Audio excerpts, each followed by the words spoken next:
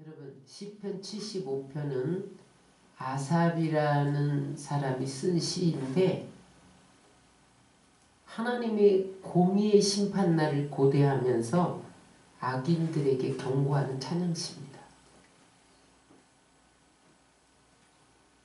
아삽은 다윗과 솔로몬 시대에 3대 악장 중에 한 사람이었는데 3대 악장이 누구냐면 여두둔, 해만, 그 다음에 아삽이에요. 그래서 시편이 150편으로 지어졌는데 대부분이 다윗의 시고 그 중에서 12편이 아삽이 지은 시예요. 오늘 여기 시의 표제에 보면 아삽의 시 인도자를 따라 알다스엣에 맞춘 노래 이렇게 기록되어 있어요. 그럼 성경이 그렇게 기록되어 있죠? 여기서 알다스엣이라는 원문을 보면 이 뜻이 뭐냐면 따라하세요. 폐허로 만들지 마소서, 멸하지 마소서, 그런 뜻이에요. 다시 말하면 지금 이스라엘이 멸망의 위기 가운데 있는데 하나님 건져주세요. 그런 기도도 되지만 의인은 아무리 어려움을 당해도 완전히 멸망당하지 않는다는 거예요. 여러분 그런 희망의 메시지를 담고 있는 시가 시편 75편입니다. 이 시대로 여러분 이스라엘은 너무너무 전쟁을 겪고 어려움을 많이 당했지만 아주 멸망당하지 않았잖아요. 지금도 건재하잖아요.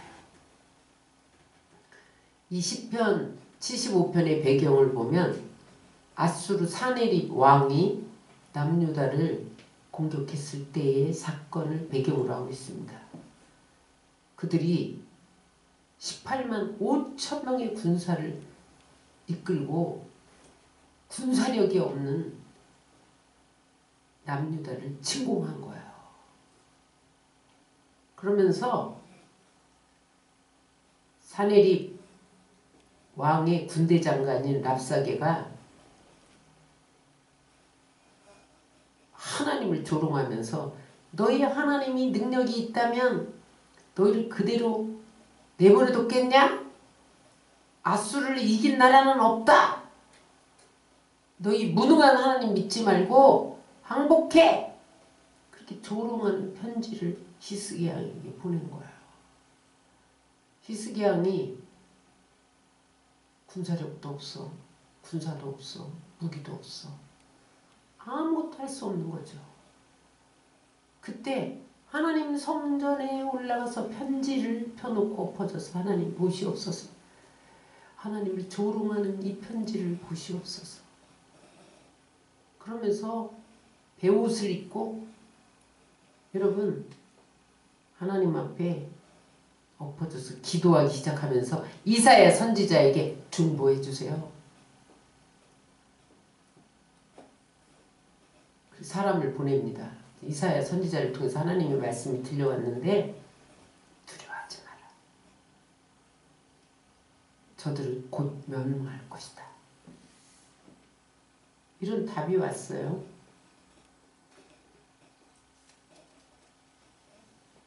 그러자 여러분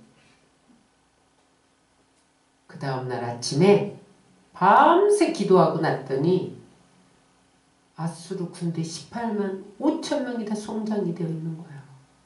하나님이 히스기야가 기도할 때 이사야가 중보할 때 하나님이 한 천사를 아수르 군대에 보내서 18만 5천 명을 이스라엘이 손도 안 대고 다 죽여버린 거예요.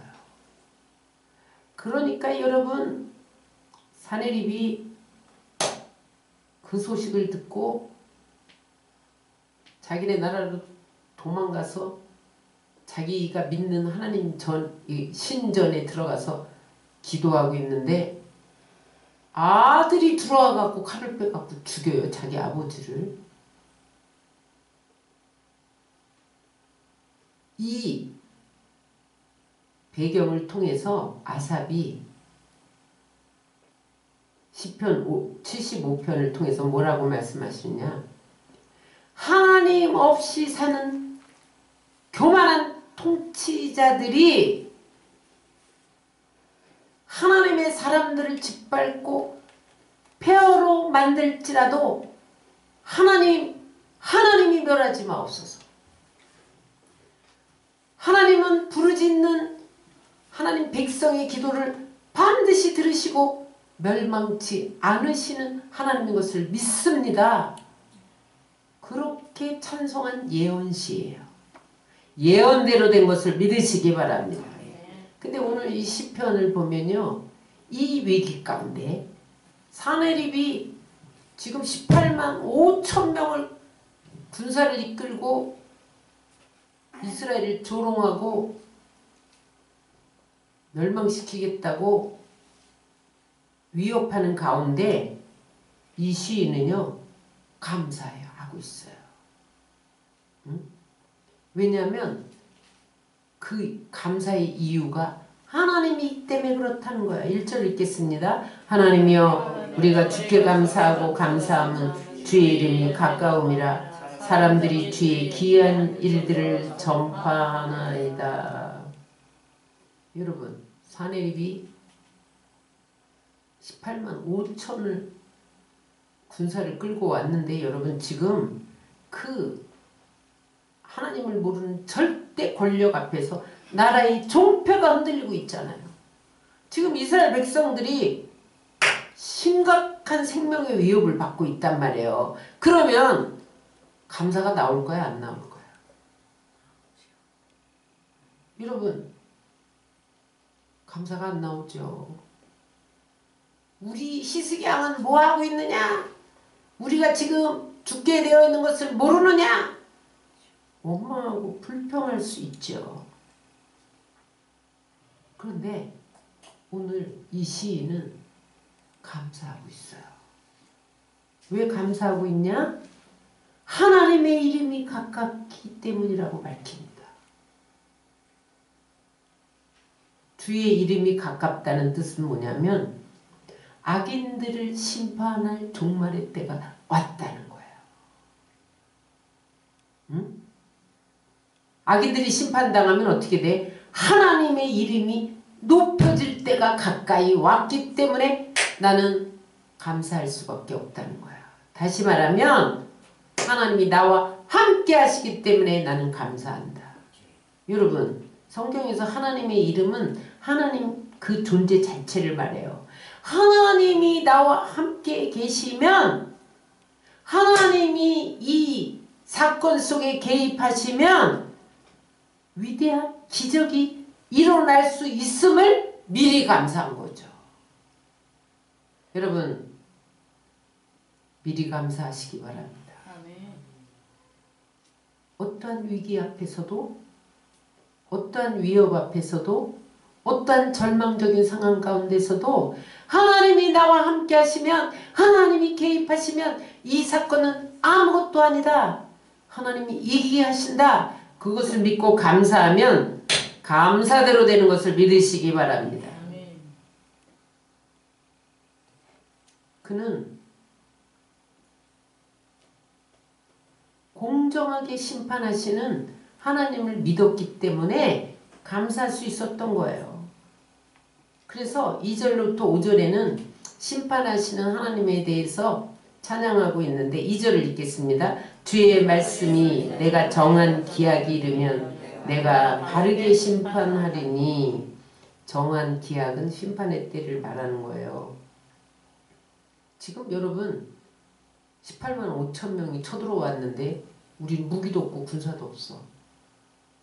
꼼짝없이 죽게 생겼잖아요. 그러니까 하나님, 우리 처지를 아시는 하나님, 우린 군사도 없고 무기도 없고 오합지졸인데 하나님 어쩌자고 18만 5천 명을 공격하게 내버려 두십니까? 여러분 그렇게 원망할 수 있잖아요. 지금 상황에 그들은 하나님이 안 계신 것 같아. 아니 저렇게 악인들이 득세를 하는 게 여러분 하나님이 왜 그냥 두시는지 이해가 안 돼요. 그죠? 하나님은 침묵하신 것 같아. 그러나 여러분, 하나님은 때를 이미 정해놓으신 것을 믿으시기 바랍니다. 하박국 2장 3절입니다. 이 묵시는 정한 때가 있나니 그 종말이 속히 이르겠고 결코 거짓되지 아니하리라. 비록 더딜지라도 기다리라. 지체되지 않고 반드시 응하리라. 때가 되면 공평하게 심판하신다는 거예요. 여러분, 이 세상 역사를 인간이 주관하는 것 같아요. 그런데 그렇지 않습니다. 하나님의 계획 속에서 진행되는 거예요. 근데 하나님의 계획은 언제나 시간과 연관이 되어 있어요. 갈라디아에서 4장 4절에 보면 메시아가 오실 때 700년 전서부터 이사야가 메시아가 오신다. 700년이 지나도 안 되는 거예요. 안 오시는 거예요. 근데 갈라디아서 4장 4절에 뭐라고 말하냐면 때가 참에 하나님이 그 아들을 보내사 여자에게서 나게 하시고 이렇게 기록하고 있어요. 사람들은 여러분 예수님이 이 땅에 오는 때를 몰랐는데 하나님은 이미 그 때를 결정해 놓고 계셨다는 거예요.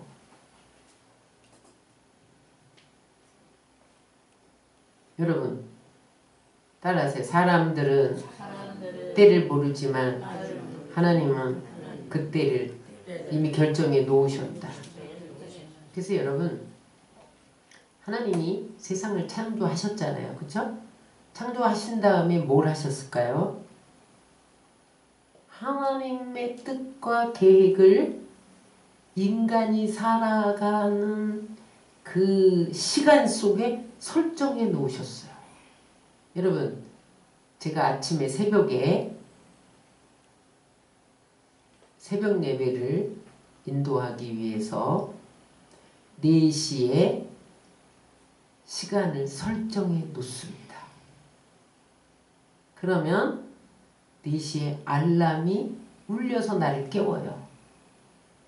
그러면 그때 일어나서 다시 세수하고 몸을 단정히하고 그 다음에 다시 새벽에 전할 말씀을 한번 다시 읽고 정리하고 찬양을 준비하고 이렇게 한단 말이에요. 여러분 지금 지구가 돌고 있죠? 지구가 돌고 있어요. 그런데 이게 그냥 도는 게 아니에요. 하나님 시간 속에 하나님의 계획이 실행돼 가고 있는 거예요. 우리는 여러분 그때가 언제인지 몰라요. 사람은. 그런데 지구가 돌아가는 것은 이미 하나님의 법칙에 근거해서 이미 설정된 거예요. 응? 그래서 알람이 4시에 따르릉 울리듯이 하나님의 때가 되면 그 일이 나타나는 거예요. 우리는 때로 내 뜻대로 안 될 때 하나님 버리셨나? 힘이 빠질 때가 있죠. 그러나 하나님은 자신이 계획한 것은 절대로 이루어 가시는 분인 것을 믿으시기 바랍니다. 여러분 우리가 미래를 예측할 수 없잖아요. 한 치 앞을 내다볼 수가 없어서 절망스러울 때가 있어요.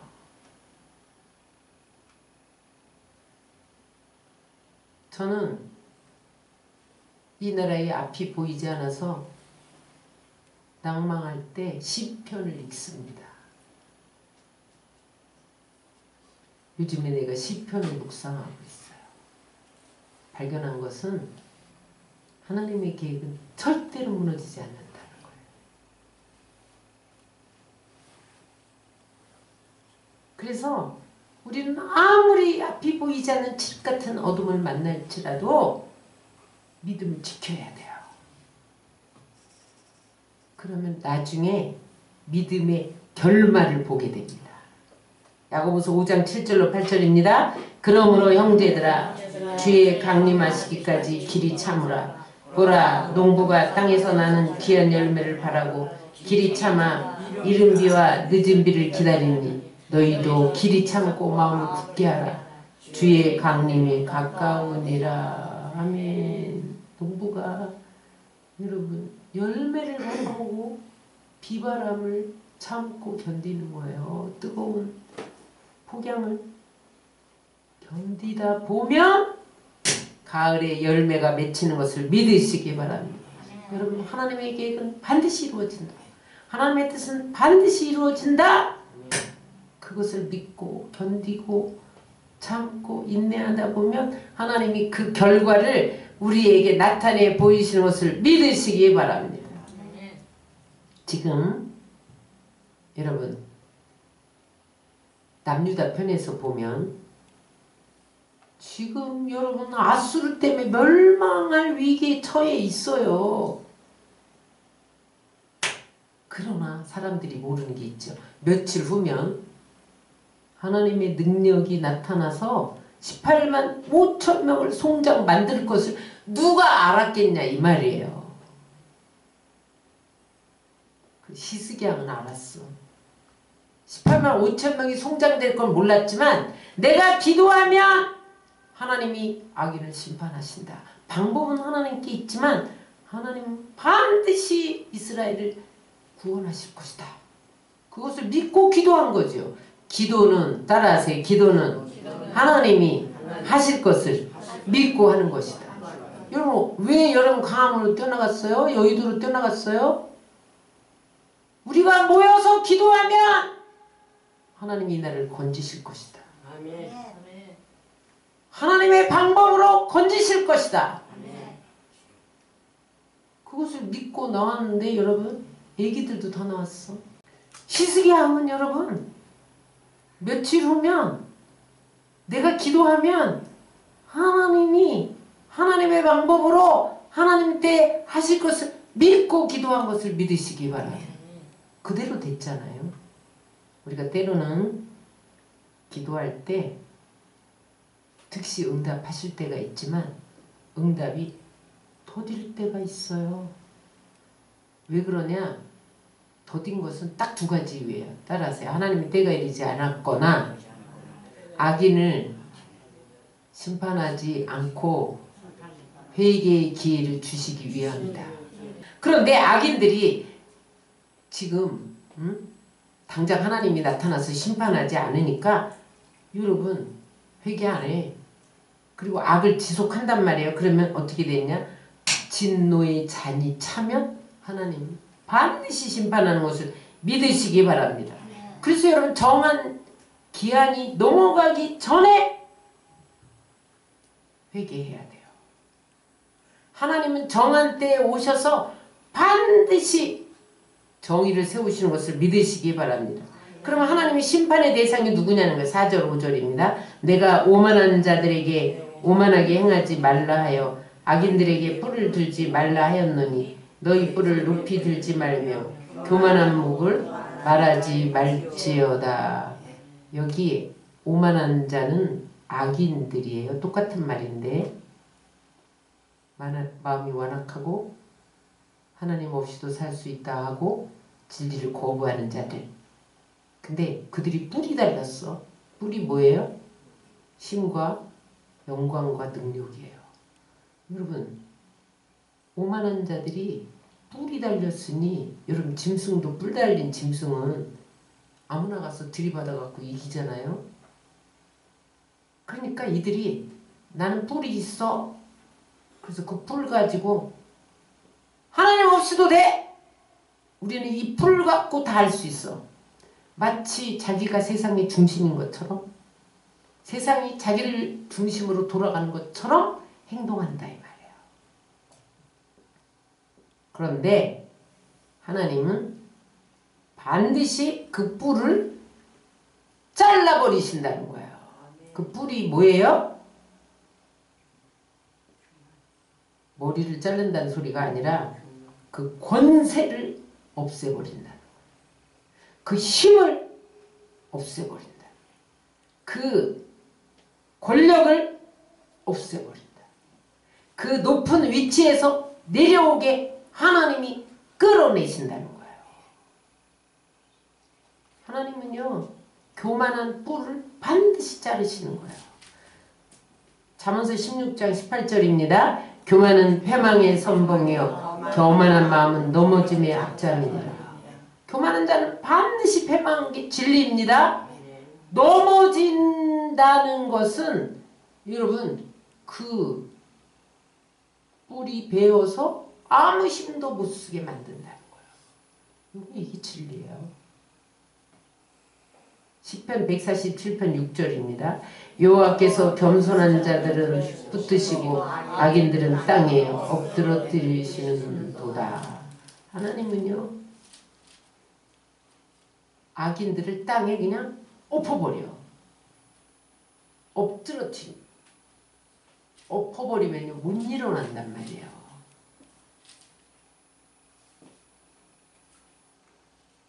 여러분 이게 진리입니다. 여러분 흔들리지 말아야 돼요. 제가 많이 힘들고 도대체 하나님이 일을 하십니까 안 하십니까? 우리를 버리십니까? 막 이랬을 때 아침에 기도하는데 하나님이 이 말씀을 주셔서 제가 기도하다 말고 아멘 아멘 아멘 아멘 제가 새벽 기도하다가 아멘 아멘 소리 지를 때는 말씀을 받은대요. 제가 새벽 기도하다 가끔 아멘 아멘 아멘 아멘 이러잖아요. 그때는 하나님이 말씀 팍 주실 때야. 제가 막 고민하고 갈등하고 막 번민하는 그 문제가 탁 말씀으로 해결이 된 때예요. 하나님이 어떻게 그 뿔을 자를 수가 있냐. 3절입니다. 땅의 기둥은 내가 세웠거니와 땅과 그 모든 주민이 소멸되리라. 내가 땅에 기둥을 세웠는데 내가 그까지 뿔 하나 못 자를 것 같아? 이러시는 거예요. 세번역에 보면 리얼해요. 이런 성경의 의미를 잘 모르는 사람은 세번역을 보시기 바랍니다. 시작. 땅이 진도하고 거기 사는 사람들이 흔들리고 비틀거릴 때 땅의 기둥을 견고하게 붙드는 자는 바로 나다. 여러분 이 건물을 세울 때 기둥을 세워요. 왜냐하면 기둥이 받쳐주기 때문에 무너지지 않는 거예요. 근데 그 기둥이 약하면 건물이 무너져요. 여러분 성수대교 사건, 삼풍 건설 사건 왜 무너졌어요? 기초가 기둥이 든든하지 못하니까 넘어진 거예요. 근데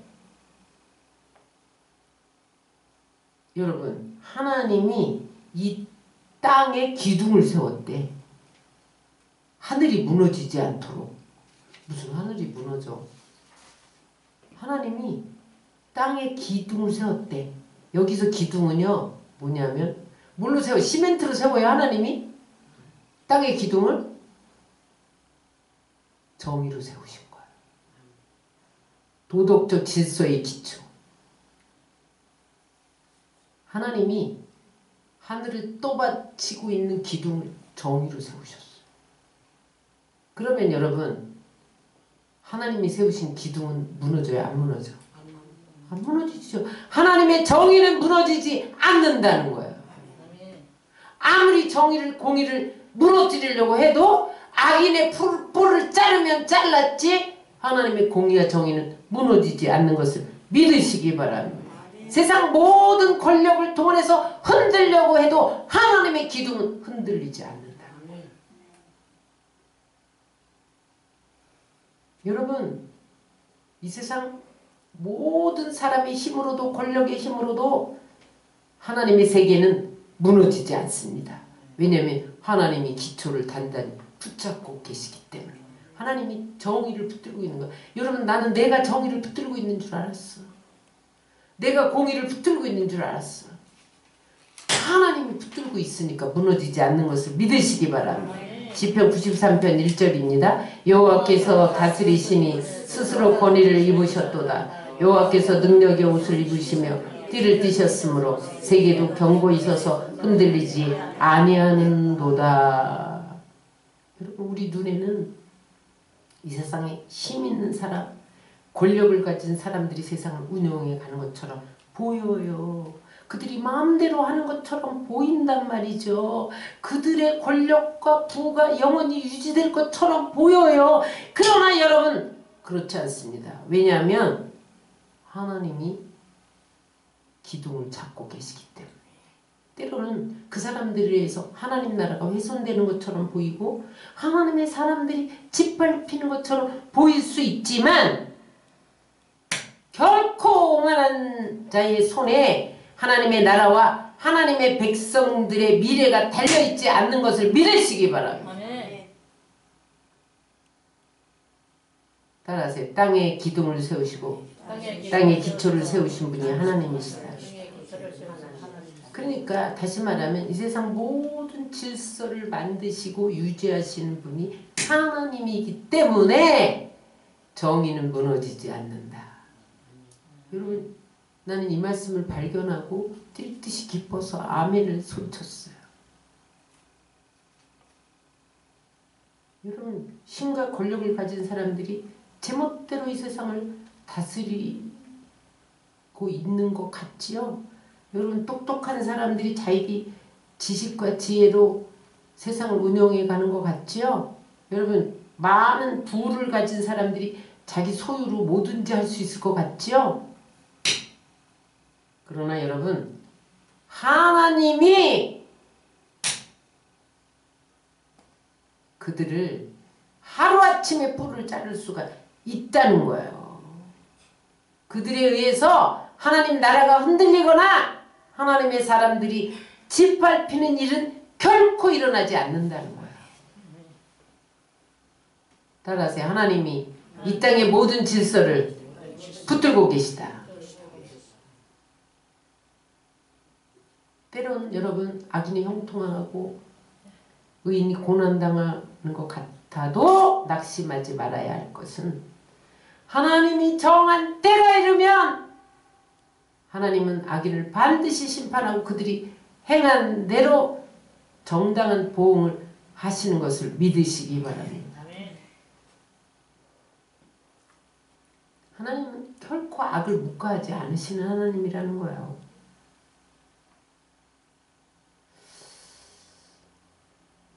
저는 요즘에 이거 이렇게 불의와 불법이 득세를 하는데 공의는 무너지는 거 아니야? 근데 하나님 내가 공의로 기둥을 세우는데 무너지냐? 이러시는 거예요. 하나님 망할 것 같은데 우리나라가. 그랬더니 내가 그들의 뿔을 자르는 순간 악은 무너지리라. 때가 되면 반드시 심판하신다고 말씀하시는 거예요. 그러므로 여러분 우리는 악인의 형통을 부러워하지 말아야 돼. 절대 악에게 굴복하지 말아야 돼. 여러분 불의한 자들 눈치 보면 안 돼. 여러분 그 대열에 섰다가는 같이 무너지는 거예요. 잠시 내게 유익이 된다 하여 그 대열에 섰다가는 여러분 뿔이 잘리는 순간 그때 내가 또다시 어떻게 처세를 바꿔서 또 이쪽으로 붙으면 되리라 그렇게 생각하지만 그렇지 않습니다. 하나님은 다 보고 계시기 때문에. 그래서 여러분 따라하세요. 정한 때가 되면 악인은 반드시 심판할 것이기 때문에 인내하며 주님의 때를 기다려야 한다. 여러분 기다리시기 바랍니다. 힘들어도 기다리셔야 돼. 소망을 잃지 않아야 돼요. 그냥 기다리는 건 아니에요. 준비하며 기다려야 돼. 어떻게 준비합니까? 따라서 거룩하고 정직하게 죄를 멀리하고 하나님의 영광을 위하여 헌신하는 삶을 사는 것이 준비요.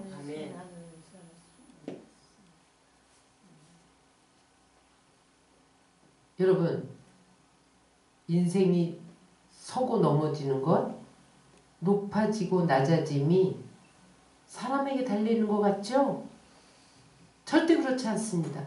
우리의 재판장이신 하나님께 달려있는 것을 믿으시기 바랍니다. 6절 8절입니다. 무릇 높이는 일이 동쪽에서나 서쪽에서 말미암지 아니하며 남쪽에서도 말미암지 아니하고 오직 재판장이신 하나님이 이를 낮추시고 저를 높이시느니라. 여호와의 손에 잔이 있어 술거품이 일어나는도다. 속에 섞은 것이 가득한 그 잔을 하나님이 쏟아내시나니 실로 그 찌꺼기까지도 땅의 모든 악인이 기울여 마시리로다.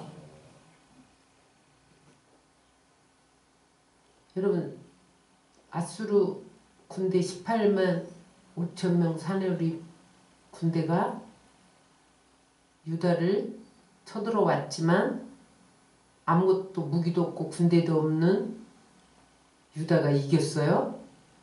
여러분 따라하세요. 시스기야 왕은 하나님이 높이셨고 사네립은 하나님이 낮추셨다. 오늘 본문 말씀에 사람을 높이는 것이 동쪽이나 서쪽으로 말미암지 않고 남쪽으로 말미암지 않다. 이건 뭐냐면 동서남북 세 개를 말해요. 여러분 세상 어디에도 스스로 높일 수 있는 방법은 없다는 거예요. 따라하세요. 하나님이 높이신다. 오늘 제목이 인간의 처지를 조정하시는 하나님인데 여러분 인간의 처지를 높이고 낮추고 부하게 하고 가난하게 하고 죽이기도 하고 살리기도 하는 것을 하나님이 조정하신다는 거예요. 사무엘상 2장 6절로 7절입니다. 여호와는 죽이기도 하시고 살리기도 하시며 스올에 내리게도 하시고 거기에서 올리기도 하시는도다. 여호와는 가난하게도 하시고 부하게도 하시고 낮추기도 하시고 높이기도 하시는도다. 이 패턴은요 역사를 통해서 거듭 입증된 하나님의 패턴이에요. 여러분 이 패턴을 아셔야 돼. 이것은 앞으로도 계속될 거예요. 여러분 사람이 높일 것이다. 천만에요. 여러분 높이고 낮추는 일은 세계의 재판장이신 하나님만이 하신다는 거예요. 그러므로 여러분 지금 악인이 높아지는 것 같고 의인이 낮아지는 것 같은데 거기에 여러분 의인을 깨우기 위한 어떤 하나님의 뜻이 있기 때문에 잠시 그렇게 하는 거지 잠시 후면 악인을 반드시 심판하신다는 거예요. 따라서 악인은 심판하시고 의인은 높이신다. 이것이 진리입니다. 악인은요 높아질 수가 없어요. 의인이 결국은 높아지는 거예요. 여러분 재판에 영향을 미치는 게 몇 가지 있죠. 요즘에 재판하는 걸 관심 있게 보니까 여론이 재판에 절대 영향을 미치더만. 그런데 여러분 여론도 좋고 검사의 논증도 좋고 변호사의 변증도 좋고 윗선의 압력도 좋지만 마지막은 재판관 마음이요. 땅 기각! 그럼 끝나는 거야. 재판관 마음이라니까요. 야고보서 4장 12절입니다. 입법자와 재판관은 오직 한 분이시니 능히 구원하기도 하며 멸하기도 하시느니라. 너는 누구에게 이웃을 판단하느냐? 하나님이요 아무리 태산처럼 높은 자리에 있어도 하루아침에 끌어내릴 수 있어요. 그러나 여러분 어떤 조건도 스펙도 없는 사람이라 할지라도 하나님이 높이고자 하면 높여주시는 거예요.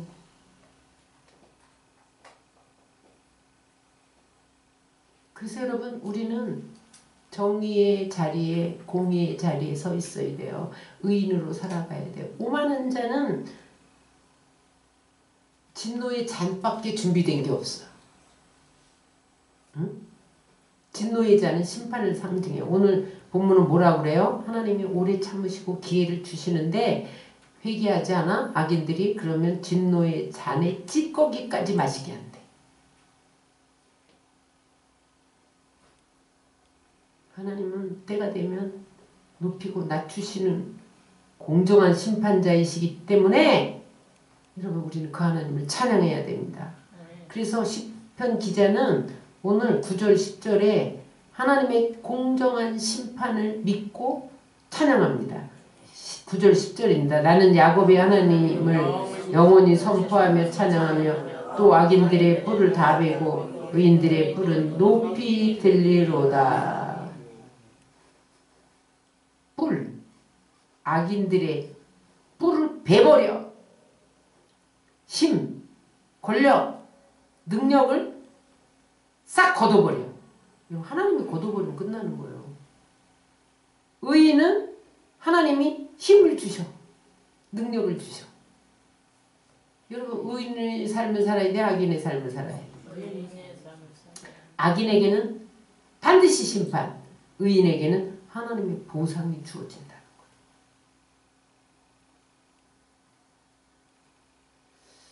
저는 지금까지 살아오면서 많은 사람들을 대해봤잖아요. 근데 그 사람들 중에 부를 가진 사람, 권력을 가진 사람, 명예를 가진 사람, 인기를 가진 사람이 하루아침에 모든 것을 잃고 추락하는 모습을 나는 많이 봤어요. 떵떵거렸지. 망해도 100년은 간다. 그런 사람들이 하루아침에 무너지는 것을 봤어요.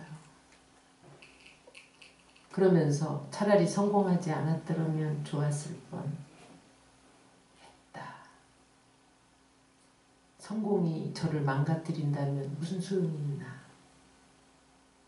예수님이 가룟 유다에게 너는 차라리 나지 않으면 좋았을 뻔했다. 그 말씀을 이해하게 됐어요. 많은 사람들이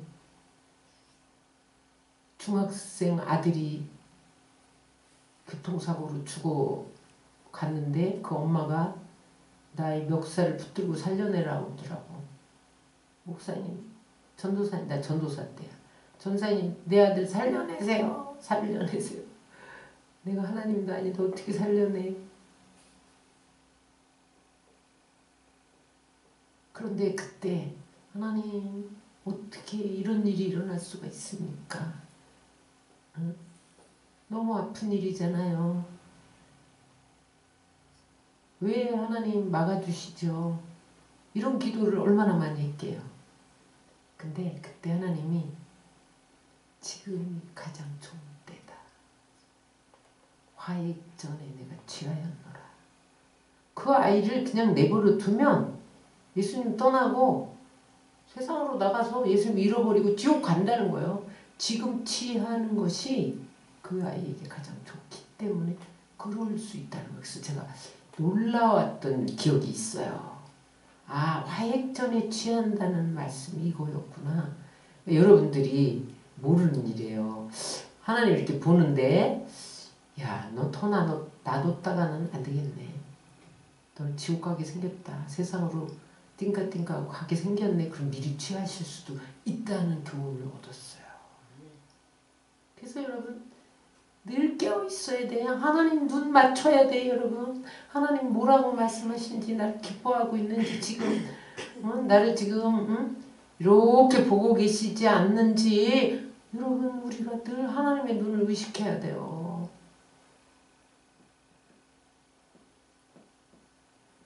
너무너무 부자가 하루아침에 알거지가 돼서 홈리스가 되는 것도 봤죠.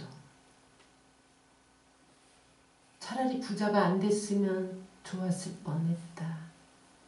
저렇게 망가지지 않을 텐데. 되게 여러분 부나 권력을 쥐면 교만이 따라오더라고. 탐욕이 따라와. 그러니까 그 다음에 이제 무섭게 무너지는 거야. 이 진리기 때문에. 악인은 심판받는 게 진리기 때문에 하나님의 공의가 세워지기 위해서는 어쩔 수 없는 거더란 말이죠. 여러분 그래서 우리도 방심하지 말아야 돼. 응? 낙심하지도 말아야 되지만 악인이 득세하는 걸 보면 낙심하지도 말아야지만 말아야 하지만 여러분 우리가 방심하지도 말아야 돼. 그 사람이 내 모습일 수 있는 거예요.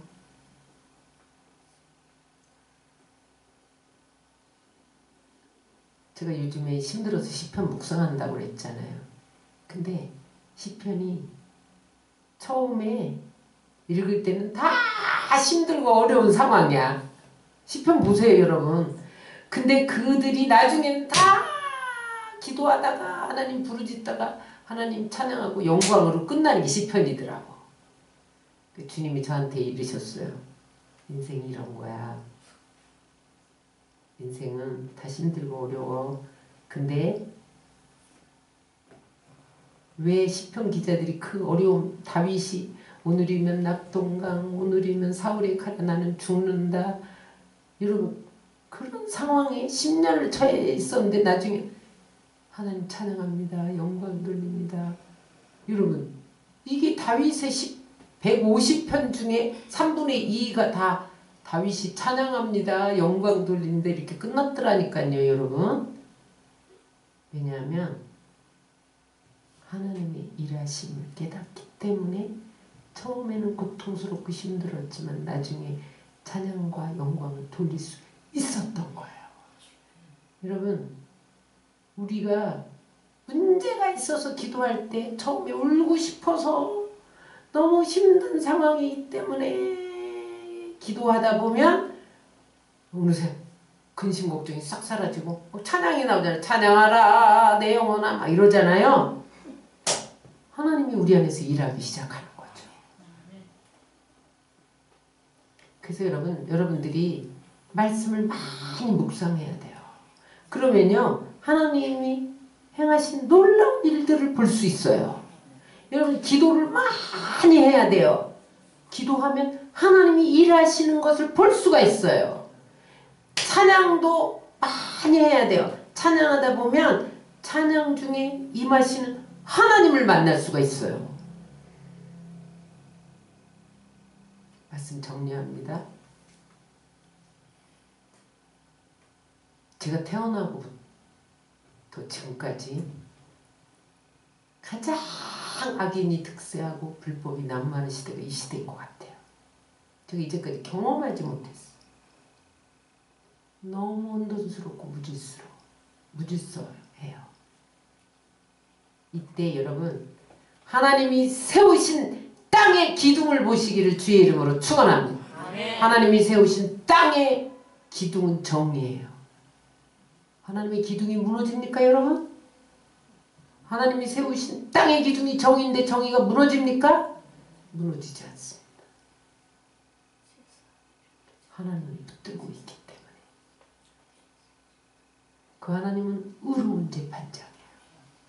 반드시 악인의 뿔을 베어버리시는 하나님. 악인의 뿔, 힘, 권세, 능력을 베어버리시고 여러분 의인들의 인생을 높여주시는 하나님이십니다. 시편 기자는 그것을 하나님을 찬양하겠다는 거예요. 그래서 우리는 겸손으로 허리를 동이고 높아지는 방법을 택해야 돼요.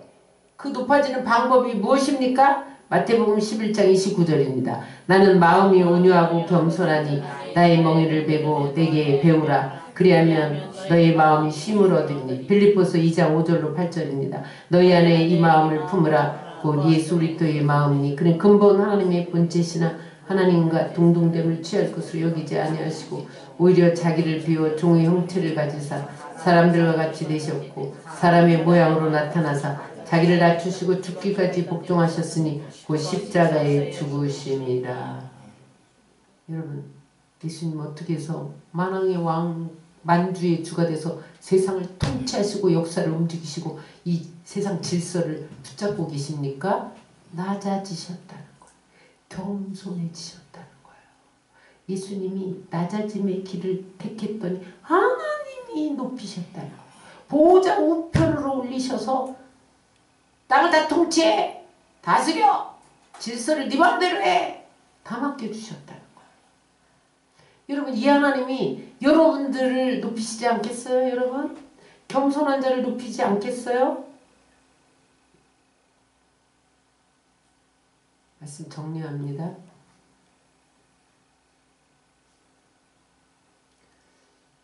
악인들이 득세하고 불의와 불법이 난무한 이 시대를 보면서 하나님은 숨어 계신가? 하나님 열중시어 타고 계신가? 왜 아무 일도 안 하고 계시는가? 혼돈스러울 때가 있어요.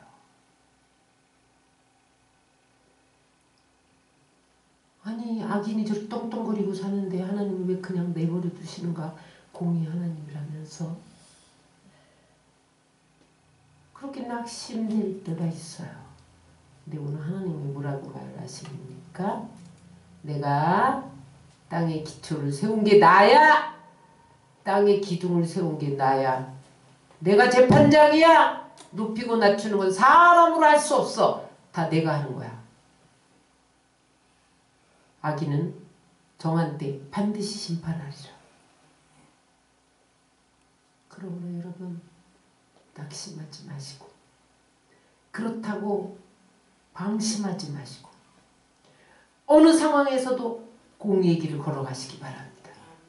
어떤 어려움이 와도 정의 편에 서시기 바랍니다. 사람 눈치 보지 마시기 바랍니다. 우리는 하나님의 때를 기다려야 돼요. 겸손으로 허리를 동이고 때를 기다리며 준비해야 돼요. 묵묵히 공의의 편에 서서 걸어가면서 헌신하고 충성하고 하나님만 찬양하고 나가면 우리의 찬양 소리가 다른 사람들 속에 울림이 돼서 저들에게 정의가 세워져 가기 시작합니다. 높이고 낮추심이 주님 손에 있는 거야. 따라서 인간의 처지를 조정하시는 분이 하나님이시다. 다시 말하면 높이고 낮추고 부하게 하고 가난하게 하고 지옥에 보내고 천국에 올리는 분이 하나님이라는 거예요. 여러분. 여러분 신이 나지 않나요? 여러분 무엇을 두려워하세요? 사람을 두려워하세요? 하나님의